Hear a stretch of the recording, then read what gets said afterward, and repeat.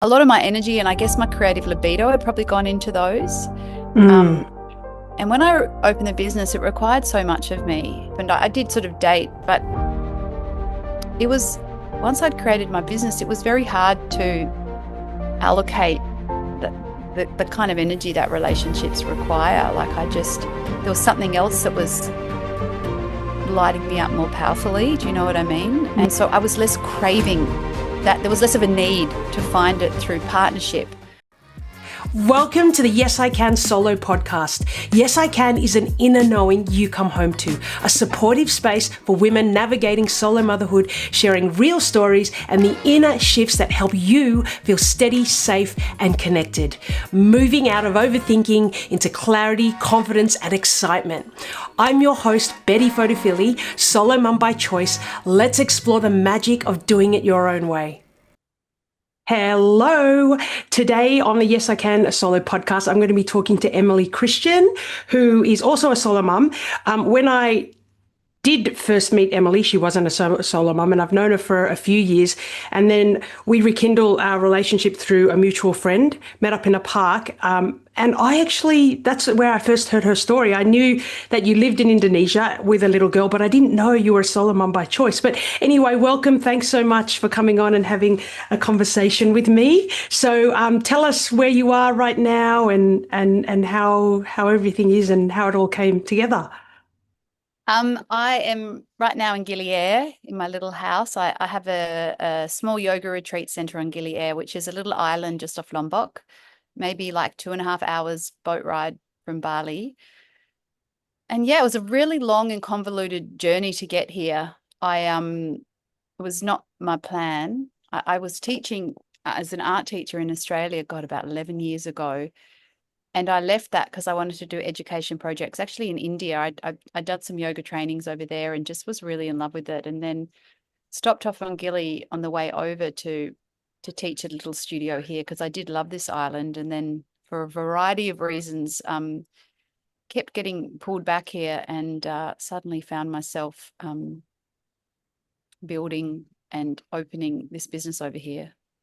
And it was really challenging because I didn't have any of that in my history, running businesses or getting money. I mean, I was broke when I came here, so it was a real hustle. But it felt kind of miraculous. In the end, we got there. It was about 2 years trying to work out where I get the money from, understanding how to get investors, the whole thing. And then we opened in 2018. And so that's how I started running my own business. And since then, I've done a few other projects. But I think, I had always been in relationships in my 30s. I was just turned 40, I think, when I opened the business. And a lot of my energy and I guess my creative libido had probably gone into those. Mm. And when I opened the business, it required so much of me. And there was this tendency in me that I wanted to, I didn't want to do it. It was too heavy. I was too heavy on my shoulders, and I just wanted to lean into someone else. Like I noticed I started being attracted to people who had business over here. It was like, well, I can live that out through dating them rather than doing it myself. Um, and I had this revelation one day, like, what if you just do what's hard, and instead of leaning into someone else, actually keep all that energy and like pour that energy that you're pouring into someone else into your own project, like becoming monogamous to my own creativity for a year. I said, all right, I'm going to be Mm. monogamous to my creativity for a year and just see what happens. And it was amazing what I was able to create, like far exceeded anything I'd done before or any self-concept I'd had about what I could do. And so it was really powerful. Um, and after that happened, I did sort of date, but it was, once I'd created my business, it was very hard to allocate the kind of energy that relationships require. There was something else that was lighting me up more powerfully. Do you know what I mean? And Yeah. so when time, oh, sorry, keep going. Yeah. Oh, I was going to say, like, when you start a business, you're stepping into a totally new identity. And it's like a personal self-development journey that's how I came here, was first going online with a different business that's kind of running in the background, but that led me to you. But so it's like you've become a whole new person, and you're like, what, dating someone? Is that what it was like? It was like, hold on, I'm this person now, and I've got to, yeah. So, and how did that go? Like when you were thinking of or trying to date post, when you became an entrepreneur? Yeah, I guess it was challenging. Like I don't think I had the same. I mean, I still wanted to, kind of, not quite as much. I think whatever that, they talk about like the idea of like sublimating libido into creativity, but I don't even know if it's sublimating libido. I think we're kind of given this kind of it's this it's like an energy, and I guess creative and sexual energy people could be considered a similar energy. And there's this need to embody and express and be in it. And I think so much of my craving to be in relationship was a way of embodying and touching that energy. When I was moving it through in such a material way into this business, I don't think it was a sublimation. I just think it was the reorientation of that energy. And so I was less craving that. There was less of a need to find it through partnership. I mean, of course, there was still other needs that partnerships provide, like sort of connection and things like that. But in terms of like the thing that can take you over, you can almost feel like Mm. possessed um, in this desire to feel like you need to be complete through that coming together. I felt I already had that sense of completion because I was embodying and moving that energy through me. Like so there was less of a deep burning need. And I think a lot of people do that. They give their energy away within a partnership, and they're not it's like they vicariously express it through their partner, and they're not moving it through themselves. I know that sounds all a little flaky, but I certainly felt like the intensity of my desire shifted. I still wanted one, but then I also was less prepared because I didn't actually have the time available to deal with some of the more stressful aspects of relationship. I literally didn't have the capacity. It wasn't even like me being like, this is bullshit. I just didn't have the time. I wasn't able to do it. Um, Yeah, because you're focusing, you're investing your time into building your yoga retreat and the community more so than the relationship. But I love this angle, like you see, whereas for me, and I know a lot of women I've spoken to, they haven't embodied something before that. They've had this powerful career where everyone needs them, and then all of a sudden they're going to grieve that and it's going, and then they have to soften and they don't know how to deal with it. And I think that's what allows other things like shame and societal pressure come in, because I haven't embodied something, but you embodied your creativity through business. So that's amazing. And also, I mean, you've got a small pool of people on Gili Air. How many people live on Gili Air? Because now, like, imagine you having to go. I'm so bad with numbers, and also it's always shifting because it's a real tourist mecca. So there's always people coming through. At the moment, it's low season, so it's very quiet. But in terms of the like stable, permanent community, I actually have no idea. Is it like 1,000 or Yeah, but more? it's tiny. It could, It's tiny. even if it was less than five, like 5,000, but I feel like, because Yes, yes, yes. yeah, when I went there, it was so great. There was hardly any people, no tour. I mean, there were, but not really. It was so lovely. So imagine you trying to date, and usually I'm guessing, it could be a traveler or a local, but yeah, you've got a small pool of men to choose from. I mean, I had decided it's such a small island. I mean, you can walk around the outside in an hour. It's a 5 kilometer circumference. I actually made a rule that I didn't want to date anyone from Gili. It's too small, and I didn't want to be kind of caught up in any small town gossip. I mean, it's not a terribly gossipy place, but it's small, and I wanted. I suppose I just wanted my privacy a little bit more. So that was actually always a rule of mine that I didn't want to date anyone from the island. And so normally when I'd go back to Australia, that's when I'd meet someone and date, and then they'd come and visit me, and then often I'd be too caught up with the pressures of the business to give the time that they needed, and it just kind of didn't work out. And I wasn't prepared, I guess, to allocate more. Well, I wasn't able to because the business required so much of me. I mean, it was intense. Um, and I was also caring for people. Like I have staff, and we have a real sense of a family.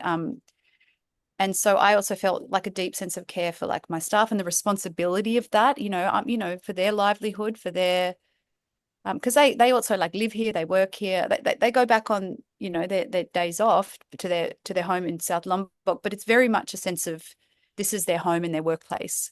Like Yeah. those boundaries are a little blurred, and so that also some of my relational energy was going into feeling like they used to all call me Inak when we first, which means mother in Sussex, when we first started Oh, cute. opening. I didn't know that at first. I found out later, and it was very sweet. But so, and then also like the teachers coming through and the guests, I felt like emotionally I was sustaining so many people. It was actually exhausting. And so then when you know, a partner would come along, I didn't have much left, to be honest. Mm, mm. And I was Um, okay with that. And then I wasn't, I was okay with it enough um to not shift anything in my life. Like I yeah, chose my business each time, I you guess. chose your business. And then tell me about when you decided that, you know what, I've always wanted a baby. I'm going for it, and how that It was unfolded.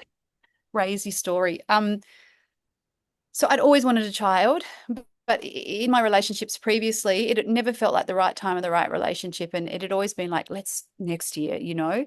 Um, and I'd actually had two pregnancies in an early relationship. I'd been engaged in my mid 30s, um, and I'd miscarried, which was, you know, really sad at the time. In retrospect, it Mm, was, you know, it was the right thing, I think, for my trajectory.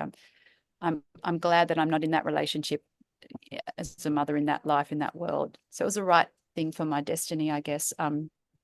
But I'd always wanted to be a mum, but it never felt like the right time. And then when I came over here and decided to commit to just my business, that also scared me, because I thought, what about children? I mean, I was 40 and I didn't want to miss out. And in fact, leaving Australia, I'd question, like, should I be leaving Australia and going on a new adventure? I really want to have children. And I remember speaking to a friend of mine who lived in India. She ran the Center for the Girl Guides in Pune in India, which is this huge organization. And she said to me, you know, there are many ways of being a mum, even if you're not having one through your body. And she encouraged me to follow what was calling me, my destiny.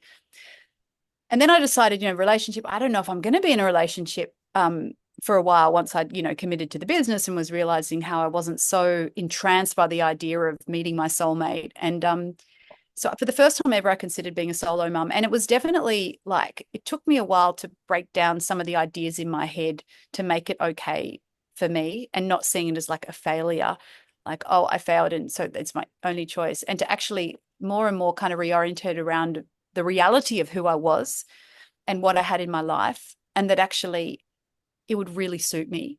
I had my own business. I had a lot of supports. So I guess it was different from some women in a similar situation. Like I was really well set up, and I felt like I'd had my big achievement doing the business, so I could spend time with the child. Um, and started thinking, like, if I really think honestly about it, would a partner be adding anything, unless it was like a really amazing relationship? But based on the mm, relationship I'd had before, I don't think it would have been adding much. So I started playing with this idea, but once again, I keep putting it off. I had a few friends who offered to be donors, and I was like, great. You know, I'd been thinking about it for about a year and a half, but once again, like, kept delaying it. There was even this guy, like 2020, which is when I got pregnant. He sent me a text at the beginning of 2020, like, should we have a baby? And he had a hostel in Vietnam, and I was going to fly out and we were going to try. But it never quite felt right. And I kept delaying it. And then the pandemic happened. And I just met this guy in Ubud, literally like a week before. And we'd gone on one date. And then the pandemic happened and everything went into shutdown. He was an American. And on a whim, he decided to come over to Gili Air, even though like we hadn't kissed or anything, even just like, I guess it was some weird, maybe he was spirit led, I don't know. And so when he came here and Indonesia shut down and then he couldn't get back to Bali, like he was kind of stuck here. So we started a relationship. I don't know, lasted like 5 weeks. The whole time Indonesia was shut down. So he was kind of stuck on this island. Um, and then we broke up and we didn't see each other for 3 weeks. He had found some other friends, so he was kind of hanging out with them. And then I got a call from my mum who told me that she just found out she had a melanoma in her eye. And I completely freaked out. And she was like, it's not, you know, don't leap to the worst conclusions. They're going to do a biopsy. They will have to take the eye out, but it hasn't, probably, I don't think it's metastasized. It hasn't spread. Um, And I just felt this sense of panic. I mean, I was stuck there. Everything was in lockdown. There was one flight leaving Indonesia to Australia a week from Jakarta. And even getting to Jakarta was so difficult because the whole place was in lockdown. And my mum said, just stay here and don't, it's okay. Like there's time. But when she told me that, for me, I guess I'd always been saying, I want to have a child, like not quite ready in 6 months. In 6 months, I've been saying that for like 6 years. No. I was like, my biological clock is fine. I'd sort of been betting on that, but suddenly it wasn't about my biological clock anymore. It was actually about my mum's ability to have time and know this child, about her mortality. And it was like the green light just went on. That green light I'd been waiting for my whole life suddenly went on. And I just knew in that moment, like number one mission was to breed. I have to have a child. And so I thought, I'm going to go back to Australia. As soon as things open up, I'm going to hit up couple of my mates who'd said they'd help me out. If not, I'll even go to a sperm bank, which I had been a little nervous around that idea, but I just needed to accustom myself, unpack my own weird things in my mind. And so that was it. I didn't care. Number one mission. And then a few days later, this was on a Friday, a couple of days later, I bumped into David, this guy I'd been dating. And I think the news of my mum sort of softened me, and his mum had passed a year before. And so that kind of opened up our communications, and we said we kind of missed each other, as friends, and we'd meet up and go for a swim the next day. So we did that. And then I told him at the end of our hanging out, that I'd had this epiphany, and that was it. Like number one mission. It's like I'd suddenly seen what mattered most. And it was about lineage actually more than having my own family. So I guess in that sense, it didn't matter anymore. It was actually about lineage and continuing that. And he just randomly offered to help me out, which was weird for him because he had avoidant commitment issues himself, I think he was as surprised when he offered as I was. And I thought he surely couldn't be serious. But then he said, look, why don't we do a contract, so I feel safe, you feel safe. I had a friend that helped out a gay couple, and he created a contract for them. So I was like, all right. I thought he was just saying it. The next day he emailed me this copy, and I just happened to be ovulating. So the next Thursday, I wasn't going to do it. I was like, this is too crazy. But I'd been free diving in the morning, and I was so cold. And the free diving place was right next to where his bungalow was. And I think because I was so cold, I thought, well, maybe we'd warm up a bit. So we went in there and we talked about it, and we decided it was crazy back and forwards. And then we just said, let's just feel into the body. I mean, it was also wacky. And he put his hand on my womb, and I swear to God, my body was like full body yes. I just had the strongest sense. And he did too. And then I think when it happened was, so we tried for a week. And then as soon as we'd finished, Indonesia miraculously opened up and he left. And then I think I guess it was a week or two later, I tested and I was pregnant. And we worked out, we're sure the night it happened was the following Friday, which was exactly a week after Mum had called, because we both kind of went into this really, really weird cosmic state afterwards, and separate from each other. Completely, this doesn't happen to me. It was the weirdest thing. And then like where I felt this sense of, I know this sounds really woo-woo, you can edit this bit out. No, I love it. Where I honestly had this sense, I lay there and I suddenly had this sense of, I'm sure like people have had this, where you just suddenly become aware of cosmic space, the vastness of the universe. And it's just like space opening onto space, and just having this sense of just awe about the universe. And I was just lying there in this state. I don't know how long it was, 5-10 minutes. And then I felt like I just came back to the room. And then David turned to me and he said, I just went into the most weird cosmic space. I'm not joking. And I said, me too. That is so weird. So we're convinced that that's the night that it happened. And it was a Friday and it was a new moon. So it was exactly 1 week after Mum had told me. And then Sophia was born exactly 10 moons later on a new moon. It was a Chinese New Year. It was very auspicious, and it was a new moon in Aquarius. Wow. Look, it sounds woo-woo, but I totally believe if you're listening to this and you think woo-woo is not real, okay, just think of the time when you're sitting in a car, okay, and there's someone like 4 lanes away or on the other side of the road, and you can feel the energy. You're looking straight ahead. You feel the energy of someone watching you. That's because they're concentrating and focusing on you. So what do? You turn, and that's what energetic fields are. And it's actually, and we're going off track, but scientifically, not physiology, but scientifically, the Earth is made out of the core iron, and when that spins, it builds electromagnetic energy, and that's what it is. And I love that. And you both hit it at the same time. It was wild. I mean, we both had his whole life he's been dodging the, you know, marriage kids bullet. And I guess I had too. And it was just that moment. And I was 43. I was 40, he was 45. And it just happened like that. And like literally from this suddenly clear intention. We were, both of us single on an island in the middle of Indonesia in lockdown, and suddenly it just happened. Um, It was wild.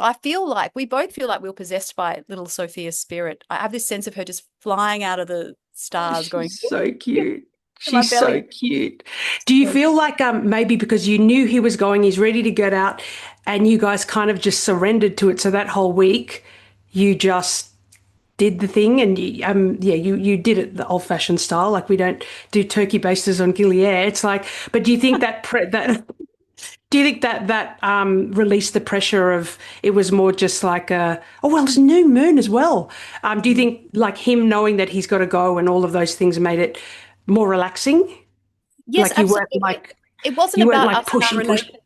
Yeah, well, totally, I guess. And also, it was such a crazy thing to kind of be doing. Like we'd just broken up, and we did the contracts. We were very clear. This wasn't some weird way of getting back together. But I think because we had just broken up and had just been recently intimate, we were able to be together in that way. Like it didn't feel like really strange. Like we still had that kind of physical connection. Um, and there wasn't so much, I guess there wasn't so much pressure on it because it was so mad. It wasn't like we'd been in love and had planned this and had married and dreamed of this for years and then really, really needed it to happen. It was just such a sort of spontaneous thing.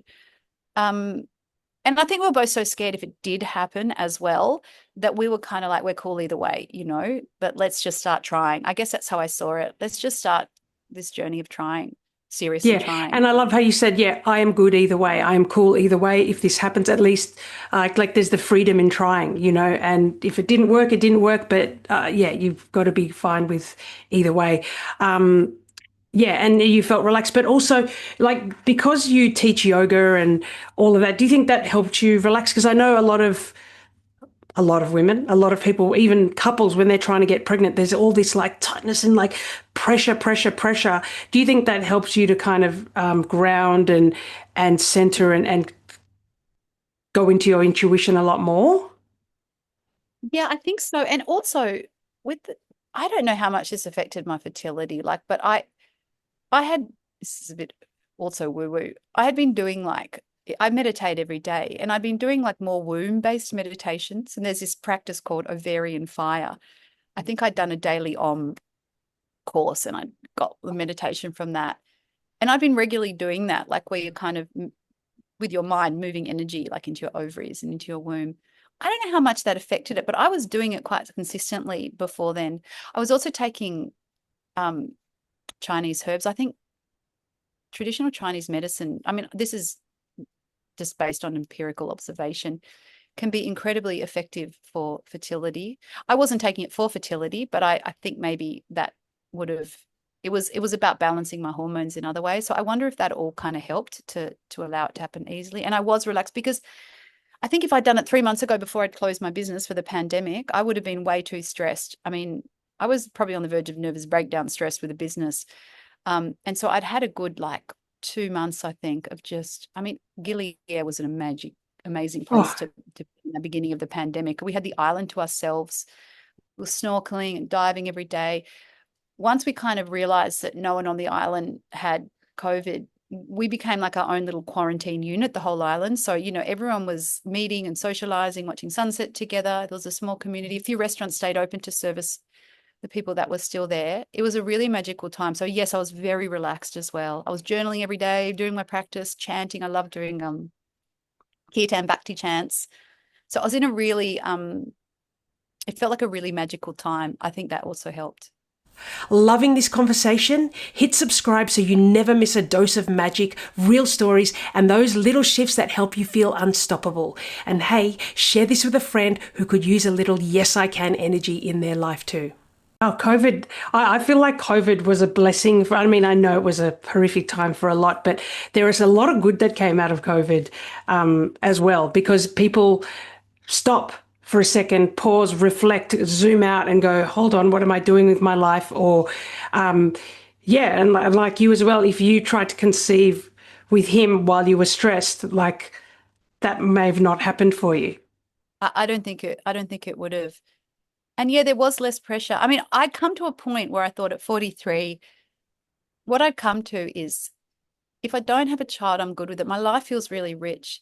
What I'd probably regret is not trying. So I'm going to try. And if I don't get pregnant, then I will accept that as my destiny, you know, but at least I tried.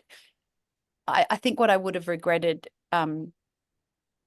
is if I'd never tried. So there was a point where I had to actually stop and actively try. And I was very lucky that as soon as I did, because of the circumstances, I was able to so therefore it felt really meant to be. So instead of when I was pregnant, instead of kind of being like, oh my God, you know, this is kind of a little bit spontaneous, like I was thinking, okay, this is fated. It just felt so incredibly, it felt like destiny had kind of just taken a hand and made it happen. So I was from the beginning, I had a lot of nerves around doing it on my own. I'll admit that there was a lot I had to unpack, but I was always so deeply thrilled and in love with her from the minute she entered my womb.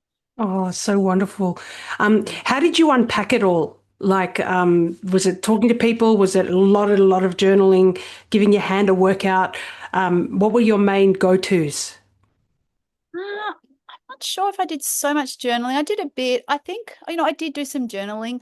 I think just bringing awareness when the thoughts would come up, like, and they were all the thoughts would come up, like she's gonna just really ideas that weren't mine, but I guess they kind of just like social constructs, like you, you, it's going to be so lonely, it's going to be so hard, you're all on your own, you're a loser, you're doing it on your own because no one wants to be your partner, you failed, she's going to grow up without a dad, she's going to feel incomplete. I mean, actually, funnily enough, David has come back into her life as a father figure, so but not all the time. It kind of works in our own weird way, but at that time that wasn't on the cards, probably more like an uncle. They have a relationship, but at the time I didn't know that. So feeling rejected, even though no one had rejected me, Just in and here. then I would catch it. I'd catch it and I'd think, you don't want this. That wouldn't work for you. That would be that unit, which is wonderful for some people, would be suffocating for me. And it probably wouldn't fit my life. So I had to kind of do a lot of unpacking of those ideas or talk to people. And it's also idea like you'll be on your own now for the rest of your life, which is of course not true at all. But actually, now that I have my child and it's so wonderful and complete a relationship, my desire for another relationship is dwindling. So but I didn't know that at the time when I was pregnant. I also do this weird journal activity where I write all my anxieties and my fears, and then I just allow like something else. I don't know if it's my higher self or I just allow the answer to come through. And that really helped. I gave myself fantastic advice, or That's something great. gave me fantastic advice. So that also really helped. Yeah. Yeah, but I do find when you write it all out, you're getting it out from here where it can grow and grow and grow out onto the paper. At least you're expressing it. Yeah. But it sounds like you were doing a lot of truth bomb. Like you're like, oh, you're ever going to be on? You're like, oh, actually, that's not true. Oh, that's not true. That's just, lies in my head. So yeah, oh, that's so good. And for you to have done that I mean, you've got a great, strong community there, but yeah, basically it's just wrestling with yourself, which when I had my baby, I just kind of ignored it and then dealt with it years later. But by the time I had her, I didn't get any of that anymore. Like I was so like, well, caught up nonstop, but also the love I had with her felt so pure and so rich and full. Like I felt really complete in that. Mm, I was lucky though. Like, so I went back to Australia when I realized that things wouldn't open up. When things did open up in Indonesia, and I think I was 6 months, no, 3 months pregnant. I went back to Australia, and then I worked as long as I could as I went back to teaching. until I basically had Sophia, because I was still supporting all my staff back in Indonesia. But I was living with my parents, and I'm really close to I'm very lucky that I get along so well with my mum and my dad. And so it was actually a really magic time. So I did have that support. I wasn't like on my own through the pregnancy or the birth. And that first year, because things, didn't open up, I was living at home with them. So it it felt really complete. It was like this little family unit. So I did have that. But I remember I had this, like, I remember I used to think, this thing I used to think about. I remember like having a Christmas without my first Christmas without my family, with my friends, and feeling this. I think Christmas brings things up for everyone. You can get this sort of sense Definitely. of, yeah, and feeling this deep sadness, and just like feeling like if only I was with my family. That is the only source of warmth, and I just feel so out in the cold. That feeling of being out in the cold. And then there was another Christmas I had with my family, but not with my friends, and thinking, oh my God, I'm with my family and I should be out living my life having Christmas with my friends. And then another Christmas, like, I don't have a boyfriend, and I wish I could have a boyfriend. And then another Christmas when I was with my boyfriend, and I thought that feeling of out in the cold, isolation, that we say is because of the lack of this, it's actually in us, and then all these circumstances that it tells me will feel it when I'm in, I still can feel it. So that was a really useful cognition when I was going through all of that in my pregnancy, and feeling like, oh my God, being on my own wasn't lonely at all. It was just the stories that came into my head. I would use that. I'd say, well, you know what? You're just romanticizing a state that you're not in. And if you were in that situation, you'd probably feel like overwhelmed, suffocated, wondering if the relationship was right, like wishing you had the freedom to be on your own. So I use that idea to kind of draw back that feeling of being out in the cold. I think is the feeling, being left out, being on the outer. I I, just, instead of saying it belonged to like a set of circumstances, I just said it's just a feeling in me, and just tried to work with the raw feeling in itself, and then it would just pass. yeah, I actually truly believe, like, oh, well, I do know of friends that feel alone even in a partnership. And I Yeah. truly believe that I didn't get this at the time when I was traveling in India when I was about 23, and I didn't know what I was doing. I was like finding myself or whatever it was. And I read this book by Osho, and he said, you're not alone, you're all in one, you're all with at one in the universe. And I only got that maybe a few years ago, and it clicked. I went, oh my God. And I truly believe that we need to experience that stillness. And it's just it's a darkness that you go, okay. But as you said, I feel what works for me is just you feeling into it, and then it passes. It's just a Because if you feeling. try and resist it and go, hold on, I don't want to feel alone, I'm just going to scroll on Netflix and do some whatever, or drink whatever it is, we just numb it and it's still there. But yeah, I truly believe that, yeah, well, it works for me, and you let it sit, and you're letting it You go. beat yourself up for having it. I feel like this because I'm a loser, because I didn't manage to do this. And if I had this, I wouldn't have, like, and yeah, you just sit with it and it passes. It's just a feeling. I think feelings, when they attach to story, that's when they can become really dangerous. I like to kind of, I think it's like Pema Chodron talks about that practice of sort of separating storyline in itself is kind of harmless. It's just like clouds floating past. An emotion is probably more intense and embodied, but in and of itself, it also passes quite quickly through you. But it's when those two get together that Yeah. you can really suffer, and they can become an enduring story and an emotional, like a suffering feeling Yeah, itself. and like you say, I love that analogy of a cloud. It's just you observing the cloud going by, and then the cloud is there, and then it's the meaning that you give the cloud. If you give it meaning and energy, then it's going to grow into this, oh, I'm a loser, no one wants to be with me. But it's like, yeah, you can just let go of that. And yeah, it's not true. It's totally not true. Love it, love it, love it. Now, what are some, oh yeah, what was the main fear that you had going into this? Was there one main strong fear when you went into solo, like when you fully decided? Um, I mean, I don't know if I'd like, it was just more of the feeling that I'd failed, I'd done something wrong. It took a long time to me to reclaim this position as a choice and also as a more true expression of who I was. Like Mm. I was really, so I can't, I mean, it was more just like a feeling that I had, that just something that I don't know. So I'm not answering this well. I think it was just more a feeling of failure, like that that that that I've failed. But when I really unpacked it, there wasn't a lot of intelligence in its argument, like it Mhm. was very easy to break it down and reminding myself of the reality of who I was and my circumstance. And the minute I had Sophia, I mean, I just felt so much joy. I mean, it's intense. I was tired. I felt bound like I've never felt before. Like I was constantly having to work with my mind to be able to, cope with the demands of being a mother and my nervous system. But under all of that was just this like glow, this love. And that just burnt away all the fears. And to me, she was so perfect, like, and I remember thinking, how could I think there's anything wrong with me when my body made her? You know what I mean? Like I was able Exactly. to accept myself more when I saw her. Like, yeah. And so Oh, a lot of that stuff went away. And like I was in a mum's group, everyone was in a much more conventional situation.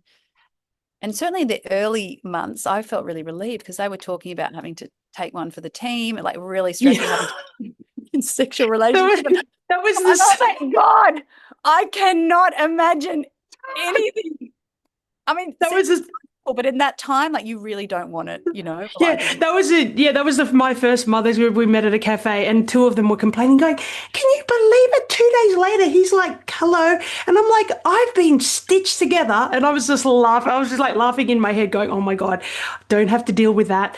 And then the weeks that came, it was like complaining that he didn't do this, he didn't do that, and I was like, it's kind of easier in a way for me not to have that resentment or that he didn't do this or because you're tired as well, so you're not thinking that actually he's actually working. But yeah, it's you realize that we are actually like lucky, and it is like a big secret. People don't actually realize how freaking amazing solo parenting can be. So yeah, and then I love how you said before, and I've gone through this as well. Like at a Christmas, and I'm like, I mean, I'm always with my family most days. Like we all go to my sister's house or my mum's or blah blah blah.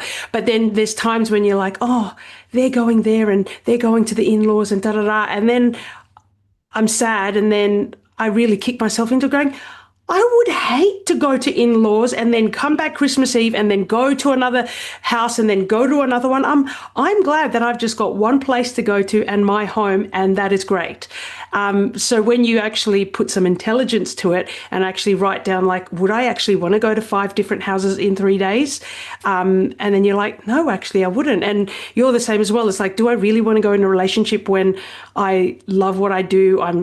With my business. So, yeah. Oh, and actually, speaking about your business and so Emily, you are amazing. You've built a couple of projects, another one down in Uluwatu and then possibly another one. How do you manage it all? Like how do you still stay pretty calm? I mean, of course, when you do the hard work, you've got to do the hard yards and get through things. But then how do you center? How do you, because that's one thing I see with a lot of mums in general, but then especially solo mums, but mums in general, it's like, I got to do everything and da da da da. And then it's like, then we get further away from our intuition and all of that. What do you do? What's your secret? I don't know if I always do it. I mean, I think I'm often veering, to extremes, and then I'll catch myself, and sometimes I'll be much harsher with Sophia than I want to be, or less attuned, like I see her less as my darling child and more as just like this kind of mosquito. I just want to swat away.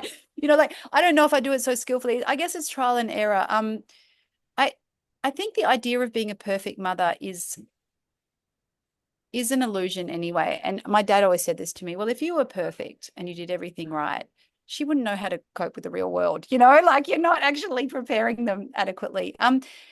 The first year of her life, there was a pandemic. I didn't have any work. I had nothing but her. And that was a blessing for me. I didn't know how the idea of even using the front of my brain strategically just would make me go into a panic. I know some mums are amazing. They go back to work, they can teach yoga. Like I know mums who teach yoga up to 6 months. I so admire that because I was never able to, like, and I didn't have to, thank goodness. I was blessed with that year when I didn't have to. My brain was like porridge. When I came back to Gili, it was really hard. I was on my own, trying to reconnect with my friends here, but a lot of them had already kind of formed their own. I felt really isolated and trying to get the business started again. Um, I felt I had to be really strong then and just sort of stay with, really be careful with my mind, not kind of tipping over. That was really hard. But I also have supports here. I mean, I have staff like that work at the center and I live at the center. So that, and I wanted to at this point, I wanted to be near where I could get support. Right. So I do have supports. I don't do domestics. I mean, I do some, but not I really. I don't wish have to I'm cook. going to say that one day. One day That I'll be. makes a big difference. Oh, totally. I can't wait Yeah. for the day to say, "Hey, Emily, I don't do domestics. Nothing. Even my shopping gets done for me." Well, actually, it's kind of true here, I guess, because, well, all right, this sounds terrible. I have a cafe as part of the business. So I just send a text in the morning and say, can I order? And it's full of all the food that I like because I created it. So I don't know if, like you say, the secret. Well, I built up this nest for myself before I had the baby that really supports me. And I really noticed that I've just finished doing a house project in Uluwatu.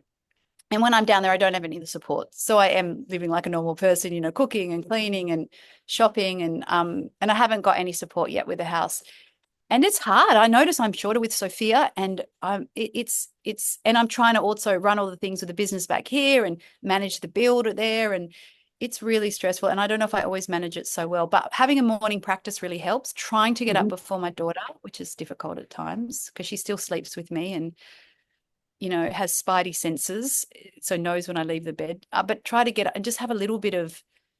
I do a little exercise. Try to meditate. Writing really helps release. It's like releasing a pressure. And writing to myself, like I said, that practice of writing all the things that are stressing me, how I'm feeling, not spending too long on that, and then spending time, like creating space for an answer, and then I'll write back to myself. But I kind of just do more like automatic writing. And I imagine that it's my guides coming through, or it's just my higher self. But whatever comes through is really wisdom. I read over it later and think, God, that was fantastic advice. That's what I needed to hear. So that is a really powerful practice that's really helped me And especially not in the burn morning out. when the busyness hasn't all come into our Yeah, vortex yet. yeah.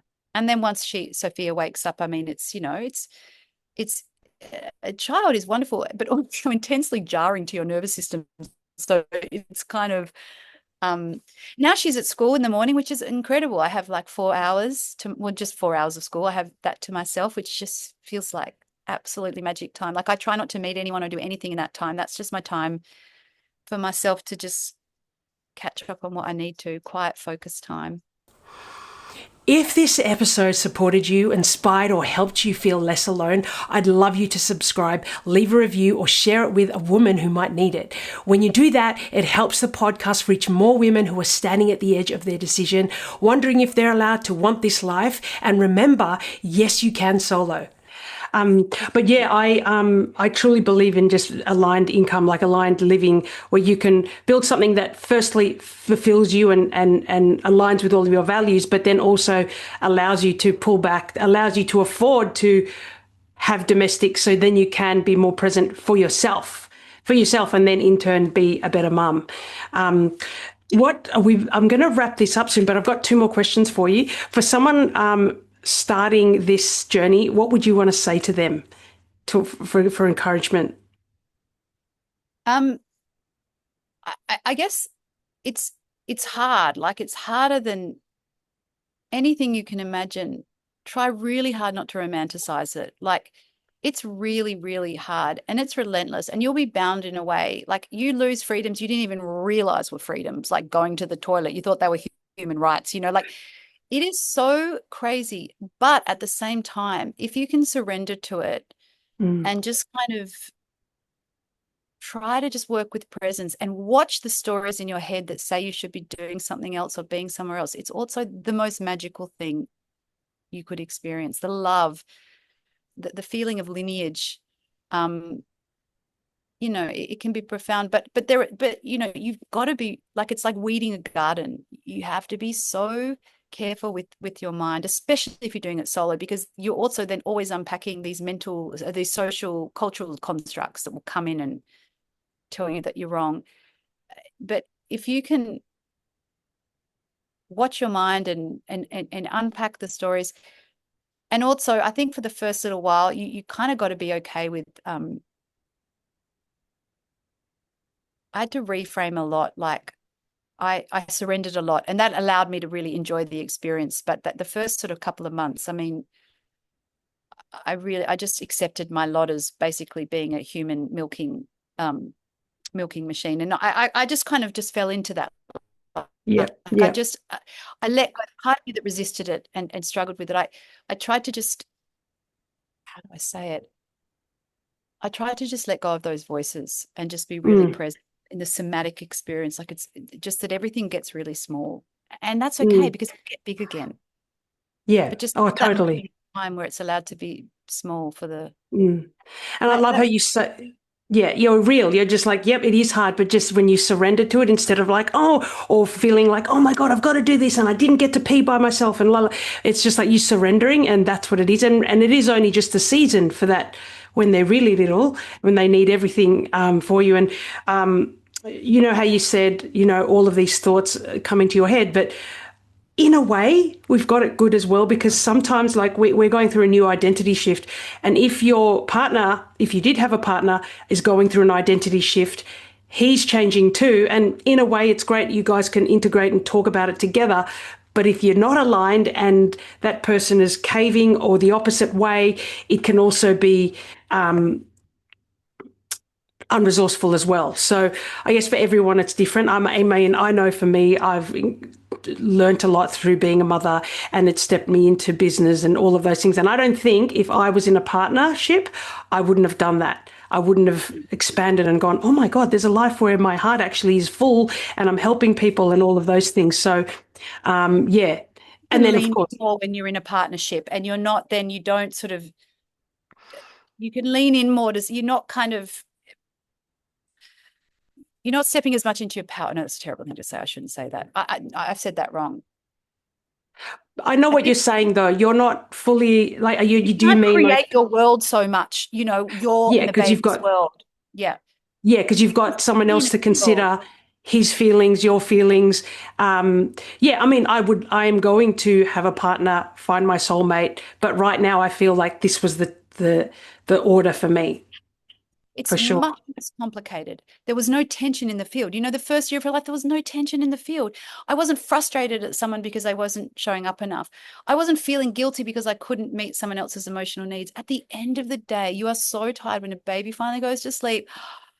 I didn't have to give energy to anyone else. I mean, it was amazing. That was just like so blissful. And I could also just be in this complete bubble with my child. I mean, just this oxytocin bubble of bliss. And I could just, there was nothing interrupting or complicating that. Nothing. It just felt so pure. And like my body came alive in this way. It was doing things like my boobs, I mean, I felt like, wow, this is what they were designed to do. Like it was, it was really magical. And I remember being so grateful, I have to say. I mean, I'm talking about being vigilant with those stories, but most of the time I just felt so grateful that I didn't, that this was it. And I had my mum there, and I knew that these were the last years for her. So that also gave an extra sense of magic to appreciate her presence. Yeah, yeah. I think definitely if I was in a partnership, if I had my own set of negative Mm, stories mm. to unpack. Yeah. Oh, I've loved this conversation. One last question: do you have? Is there one regret going on this journey, or something you would have done different? No, not one regret. When I first had her, the night I had her, I ended up having her in the hospital, but I came home like 4 hours later, and everyone had gone, and I was on my own, and suddenly I was child who felt like a complete stranger. Like it took about 24 hours for me to get that love connection. Like at first I was like, who are you? Yeah, don't want to kill you. I don't want to drop you. I was like that too. It was crazy. And she was a little stranger. That was the most shocking thing when I saw her. And I remember I was like, I'm so tired. I had the sense of it had been like 48 hours. I'm going to sleep and then I'm going to process being a mum. Let's reset like you normally do. In normal life, when you're not a mum, you reset and then you start again the next day.